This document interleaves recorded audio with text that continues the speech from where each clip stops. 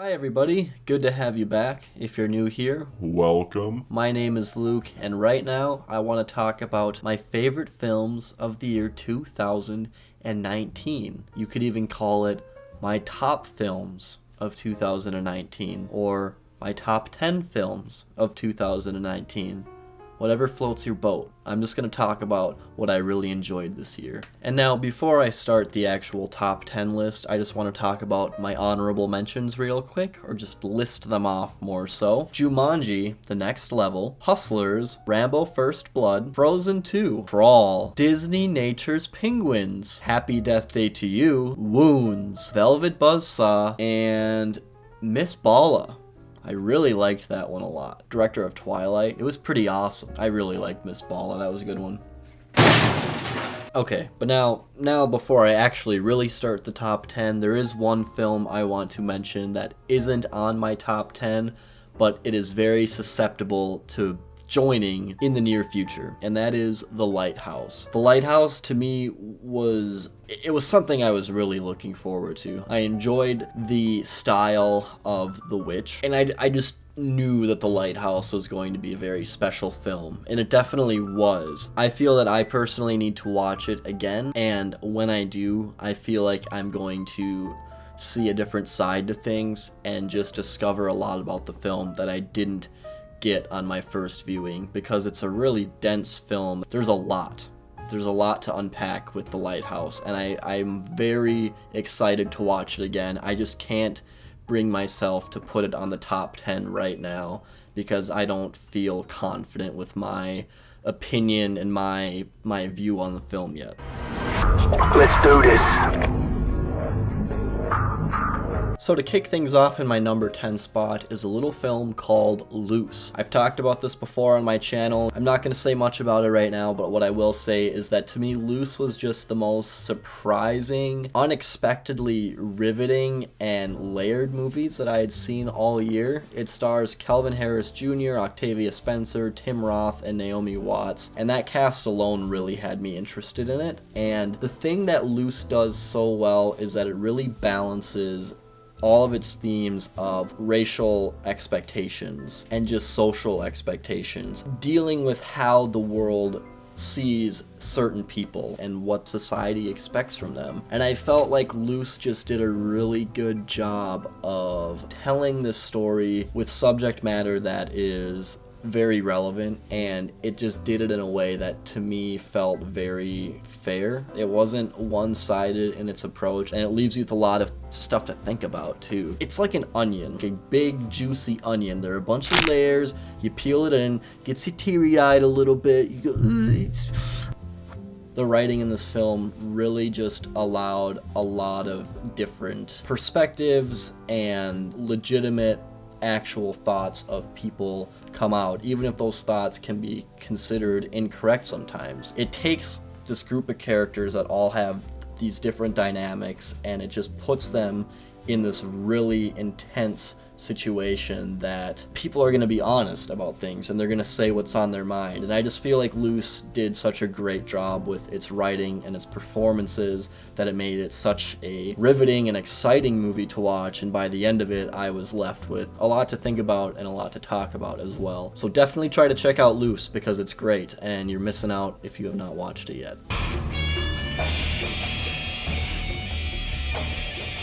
Next up is my number 9.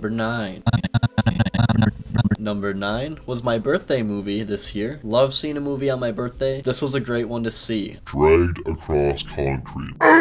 This film is directed and written by Craig S. Zoller. He might have edited it too. I'm not sure exactly, but he's one of those like auteur filmmakers. His films, because they're very dark, they're kind of depressing, and they're really over the top, and Dragged Across Concrete is no exception to that rule. What is so weird about this film is that its lead cast, its two stars, are Mel Gibson and Vince Vaughn. Neither of these two actors are actors that I have personally followed or really cared too much about in their careers, but something about that pairing, you just look at it and you go, I have to see that. Like, what is this? Vince Vaughn proved to be pretty great in Craig Zoller's previous film, so I was excited to see him in another film from him. And they're definitely the best part of this movie. At its core, this movie is a buddy cop film, and I think that the dialogue between Mel Gibson and Vince Vaughn is really good, and it just feels very realistic, and it's really just entertaining to watch because it's such a novel to see these two guys in this kind of movie. I also really appreciate the slow build of Dragged Across Concrete. The whole time you know that it's working up to something that's going to be tragic or violent or whatever, and there are definitely some shocking moments in this film for its almost 2.5 hour or over 2.5 hour runtime. It is excessively long, but I felt that the whole thing was really entertaining. It's just a very blunt film. Everything about it is just, this is the way it is. This filmmaker is just, he's really hitting some kind of funny bone of mine. If it sounds interesting to you, check it out. I liked it a lot, so that's my number 9. Coming in at number 8 is another film that I've previously talked about on the channel, and I've talked about it pretty recently, and that is First Love. I won't say too much about this movie since I already gave a little bit of a review for it, but the thing is, it's just a blast. It was a really energetic Takashi Miike film that had just a really great ensemble of characters who all had excellent arcs, and the whole thing was just so, like, non-stop. And it was just the kind of movie that really put me in a good mood. I didn't expect it to be as funny as it was. I would go on to say it's one of the funniest movies of the year, in my opinion. If you are into any of Miike's films, this is a really good addition to his filmography. It's just set up and executed so well. Like, every character seriously has some kind of thing to do. No one feels wasted. It actually has a pretty sweet and satisfying payoff at the end too, which I wasn't exactly expecting. So First Love is really good stuff. I would recommend it. I had a lot of fun with it. It's coming to Blu-ray shortly, so keep your eye out for it. UAV online. Coming in at number 7 is my 7th favorite film of the year, The Art of Self-Defense. The Art of Self-Defense is purely a dark comedy. I love twisted, kind of fucked up stuff that's also funny at the same time, and The Art of Self-Defense, for me, hit that balance of humor and tragedy perfectly. It's very dry. It's an incredibly dry, deadpan film, and it really hit me. It hit my chord real hard, I'll tell you that. I loved watching it. Jesse Eisenberg stars in this film, and he plays Jesse Eisenberg. He's been doing it for years, and for me, it still works. I still enjoy his presence. His demeanor fits this character really well. He's like a really meek guy who gets his ass kicked. He gets beat up, and he wants to start to learn karate, and wants to be able to defend himself. That's essentially the plot of the film, and he is taught by Alessandro Nivo's character, who you may remember from such films as Jurassic Park 3 as Billy. And his character in this film, he's the one that runs this dojo, is the best part of the entire movie. He is hilarious, very controlling, and very prejudiced. Everything is in his control, and nobody can change that. And he just has this presence in this film, and Jesse Eisenberg's character really looks up to him in it. I thought that their friendship, relationship, and their dynamic together was just so interesting and just really funny and kind of cute in a way. On top of myself just really thinking this was a very funny movie, it's also pretty, it's pretty bleak. There are some very dark images in this film. The whole idea, once it starts to reveal itself, is pretty messed up too. I don't want to give too much away, but this movie just has a really twisted side to it. Also, the time period of this film, I recall, was not clear. I don't think they had cell phones, so I think it took place in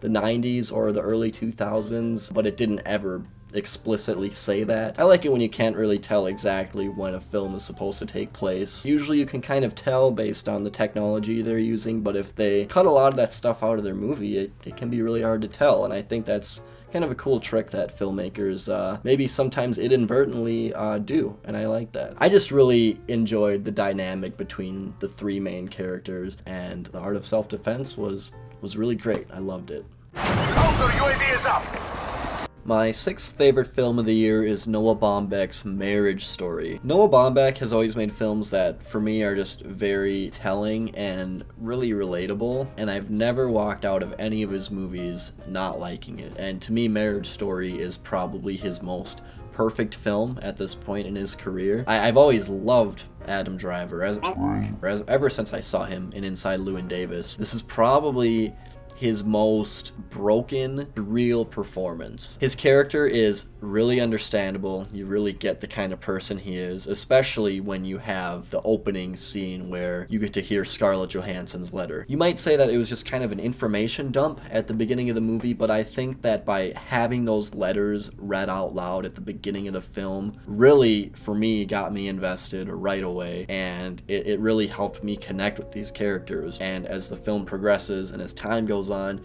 you get to think back to what you heard in the letter, and you can see how that all matched up and why they got to the point that they're at. And to me, this was just the most realistic and authentic telling of a divorce. I haven't personally divorced anyone and been through that, but I have been through one in my family. It's the kind of movie where you can really look at it and maybe you can see some of yourself in it, because I definitely, certain character traits, I think I kind of have that trait that's being negatively talked about right now. I feel like I do. Maybe I don't, but when I think about it, I think maybe that's something that I do, you know?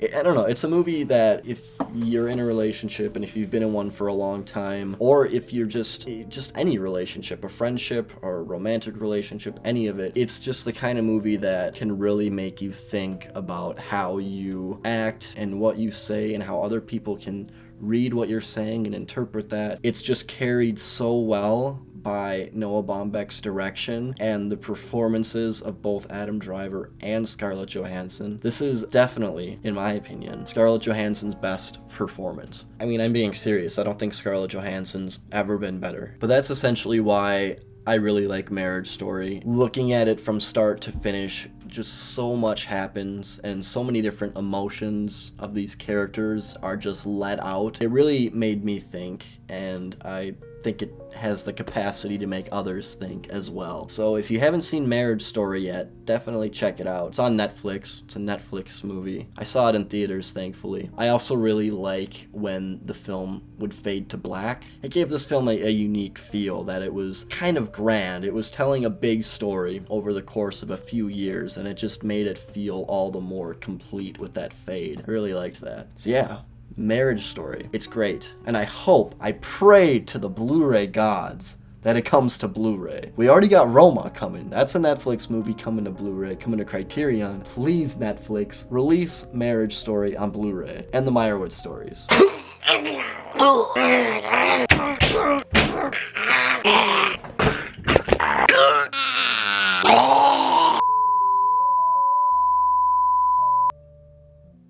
Okay, so hopefully that's the last costume change of the video. Moving on to my number 5 film of the year is Ad Astra. This was one of those films that, for me, I was immediately grabbed and captivated from the very beginning. The opening set piece of this film was just so breathtaking. I saw it in IMAX. I have yet to see it a second time. It was just the most immersive, intense opening I had seen all year. I was already feeling I'm gonna like this film a lot. Where I think Ad Astra really shines is just, for me, its believability. First of all, the world that it builds, essentially space is colonized in some ways, at least the moon is. There's subway on the moon, which is Funny thought.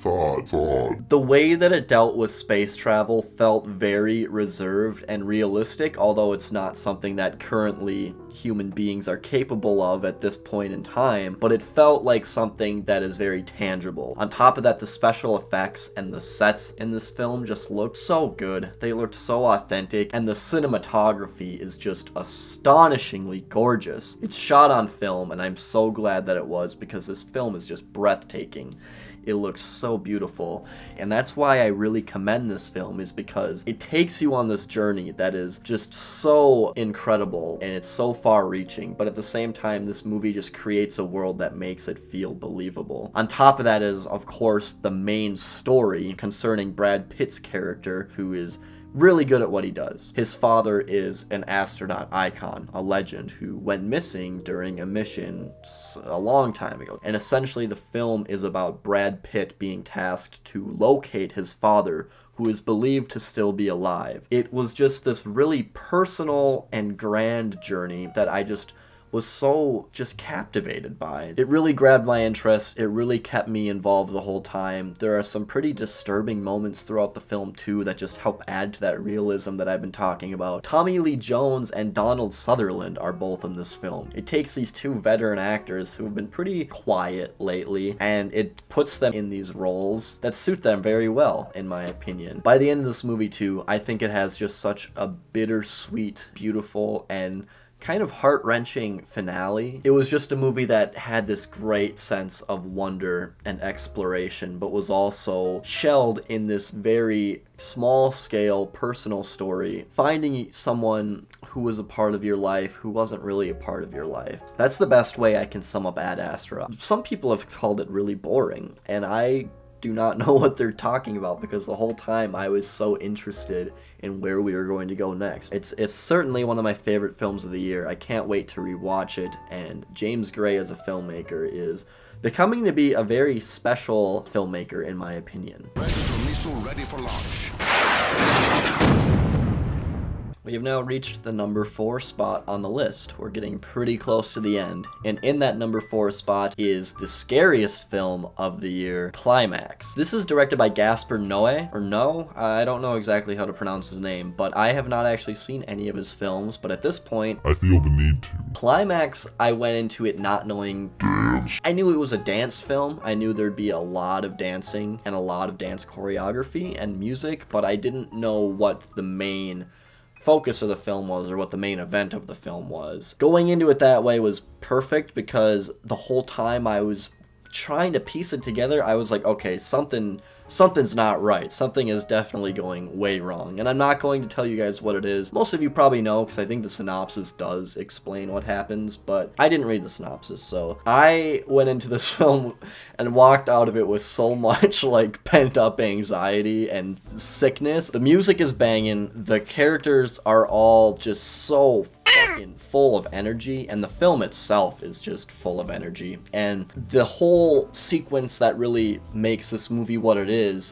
shot in one shot, or at least it's supposed to look like it's all done in one shot. It definitely is that kind of movie where you are in this is an experience film, and it does not stop once it gets going. And it was just one of the most traumatic, stressful movies I saw all year. I love movies that can really put you in it, and I was definitely in it. It has a great dance soundtrack. It's a French film. It's like, if you think of like French filmmaking and French cinema, this film to me is like what I think of when I think of modern French cinema. It's just like in your face, like blow!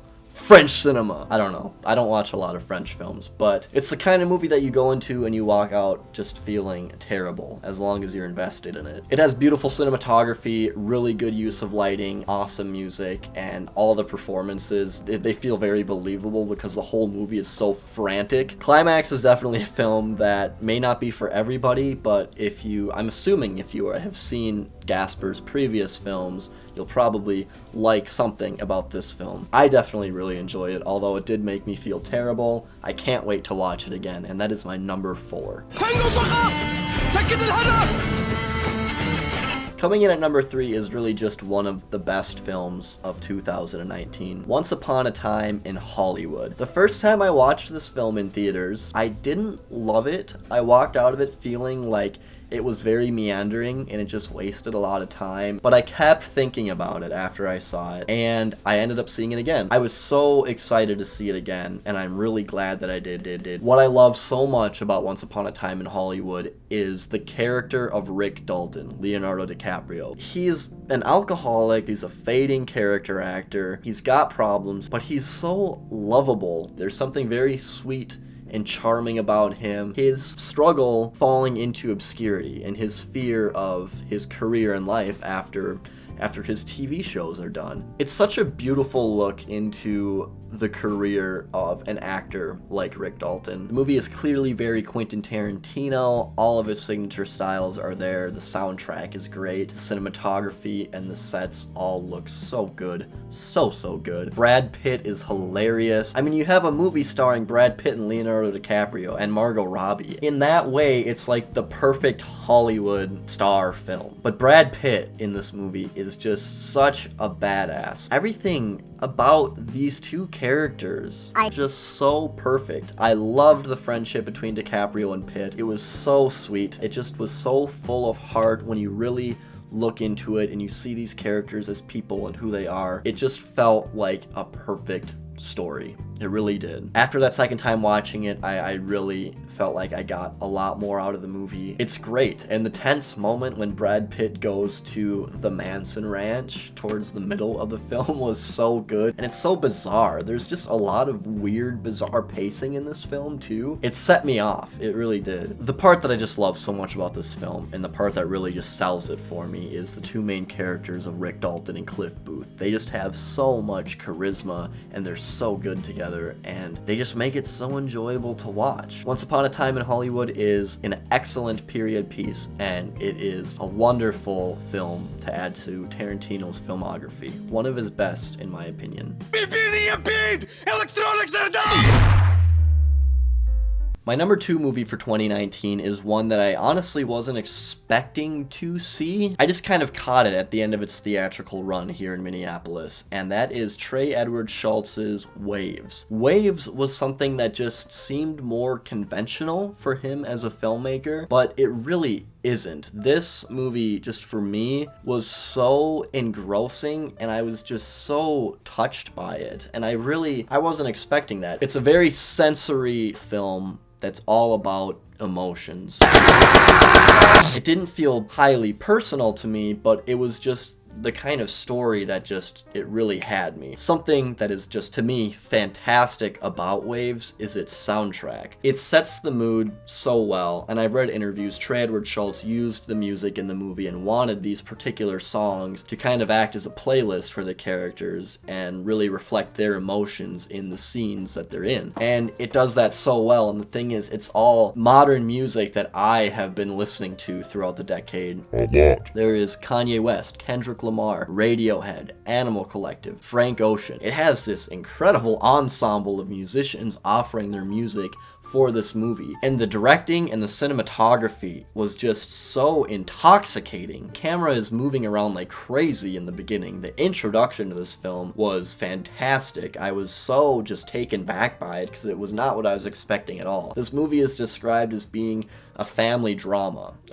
a family dealing with a difficult event in their life and how it affects everyone throughout the family. And you look at that and you're like, it's gonna be a depressing family drama, you know, it might be a little cheesy, who knows, but to me this film wasn't that at all. Right off the bat, it just blew up in my face and was something I just was not expecting it to be. The energy of the camera was just incredible. It was almost like a character in itself. Waves really is like an epic film. It's a really big story that stretches over the course of a couple of years, and it really does feel big and grand. My favorite scene of the film, father and daughter having a talk after fishing, and that was just such a touching and, to me, just real scene. The writing and the performances in that moment were just so on point. It's just a lot of truth spills out in that moment of the movie, and it's just something that I really respected. Honestly, just the way that this story is able to show you how characters are feeling, not even through their words, but through their actions and through the use of music and color,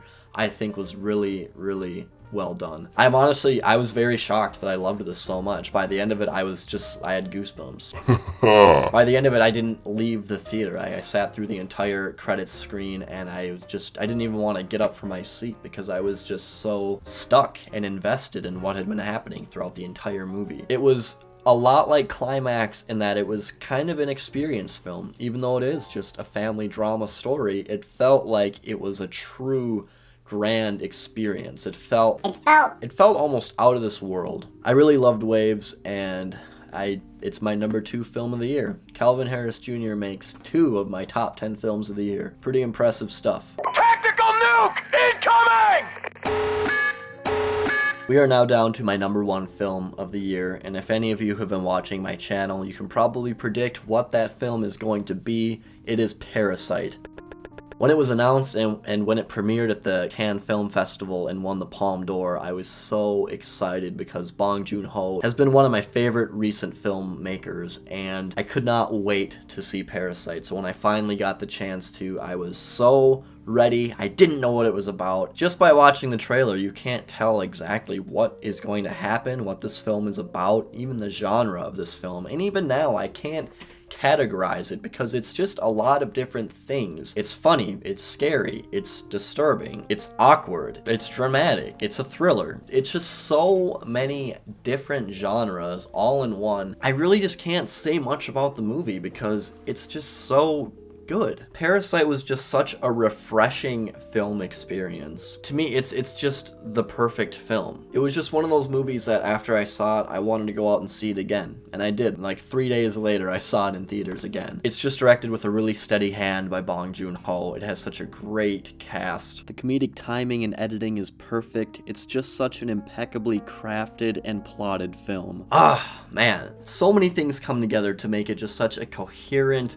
connected, and just exciting film to watch and watch unfold. The idea and the concept and just the way things played out were so, it was so tense. I mean, it's so superbly acted. All the characters all have their perfect little personalities that play into everything, and it's so clever. It, like, the comedy that they're able to work into it is so well placed and so clever and so appropriate when they use it, and it just created this film experience that was just so fun to watch. That's the best way I can describe Parasite, is that when you watch it, you just get so wrapped into what these characters are doing and how they're going to solve these problems. It is seriously a really great film that I think anybody could enjoy. To me, it's just a perfect film.